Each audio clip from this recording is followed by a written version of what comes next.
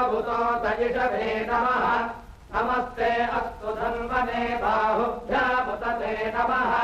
या तजिषः शिवतमा शिवम् बभूवते धनुः शिवाजलव्या जातपदयानो रुद्रमृडया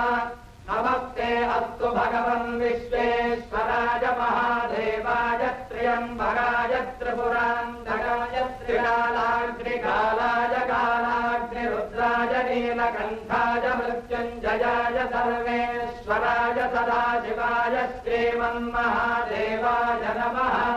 ॐ नमः सोमाय च रुद्राय च नमः साम्राय चारुणाय च नमः शङ्काय च पशुपतये च नमः उग्राय च भीमाय च नमो अग्रे वधाय च दूरे वधाय च नमो हन्ते च हनीयते च नमो वृक्षेभ्यो हरिकेशेभ्यो नमः साराय नमः शम्भवे च मयो भवे च नमः शङ्कराय च मयस्कराय च ॐ नमः शिवाय च शिवतराय च